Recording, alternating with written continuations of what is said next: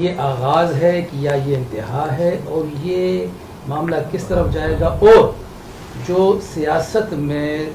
مداخلت کی روایتیں ہیں آخر ان کو کیوں کر روکا یا توڑا جا سکتا ہے؟ السلام علیکم جی مولانا صاحب۔ وعلیکم السلام۔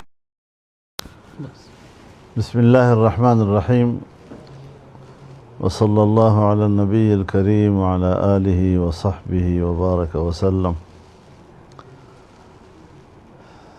آصف نثار صاحب وہ کہتے ہیں نا جی کہ کب تم پر یہ راز کھلا، انکار سے پہلے یا کے بعد؟ تو آپ میری سال ہا سال سے تقریریں سنتے ہیں، میں اپنی قوم سے کیا کہنا چاہتا ہوں، میں اپنے کارکن سے کیا کہنا چاہتا ہوں، اور میں جہاں پہ کھڑا ہوں اس مناسبت سے بات کرتا ہوں۔ اگر میں اپوزیشن میں ہوں تو اپوزیشن مستقل ایک پلیٹ فارم ہے، جمہوری، پارلیمانی، آئینی، قانونی، اور اس پلیٹ فارم سے میری کیا ذمہ داری بنتی ہے، میں قوم کو کیا کہوں، میں اپنے کارکن کو کیا کہوں، یہ تمام تقریریں میری اسی حوالے سے ہوتی ہیں اور رہی ہیں۔ اور اب جو 2024 کا الیکشن ہوا اور 2024 کے الیکشن میں جو کچھ ہوا اور اس کا جو ہم نے رد عمل دیا، بیش بہا آپ نے میری تقریر سنی ہیں، اور میرے خیال میں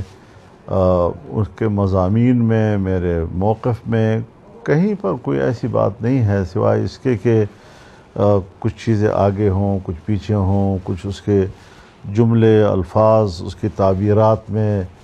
19-20 کا فرق ہو، لیکن میسج ایک ہی ہوتا ہے۔ اب ظاہر ہے جی کہ مجھے اس عمر میں آ کر کوئی یہ سمجھائے کہ فوج کیا ہے اور وطن اور سرحدات کے لیے اور ان کے حفاظت کے لیے ان کی قربانیاں کیا چیز ہیں، تو یہ طفل مکتب مجھے یہ چیزیں سمجھائیں گے؟ تو جو کچھ ہوا 48 گھنٹے تک کچھ نہیں تھا، معمول کے مطابق سیاسی عمل ہمارا جاری تھا، اور اس کے بعد یکدم سے انہوں نے میرے 1 گھنٹے کی ایک جملے کو اٹھا کے جو پیالی میں طوفان کھڑا کیا، تو یہ بدنیتی پر مبنی تھا۔ نہ اس میں شہداء کی توہین کا کوئی پہلو ہے، نہ خدا کرے کہ ہم اس قسم کی باتیں سوچنے لگ جائیں، اور اگر فوج کو یہ دعویٰ ہے کہ ہم دہشت گردی کے خلاف جنگ لڑ رہے ہیں، پبلک میں آپ جائیے تو شاید وہاں پر ان کی پالیسیوں اور اس کی حکمت عملی پر تو سوال اٹھ رہے ہوں، لیکن 2001 سے لے کر آج تک 26 سال 25 سال پورے ہو رہے ہیں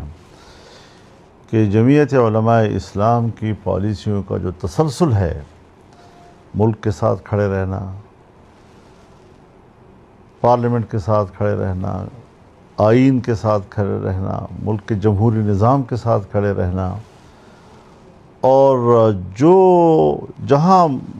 میرے اکابر نے ہمیں چھوڑا ہے وہیں سے ہم نے ان کے نقش قدم کو لیا اور آگے بڑھتے رہے ہیں۔ تو اس دوران میں جمعیت علماء اسلام پبلک سے کیا بات کہتی رہی ہے؟ ہم نے کیا بندوق سے اپنے کارکن کو دور نہیں رکھا؟ کیا ہم نے بندوق سے اپنی قوم کو دور نہیں رکھا؟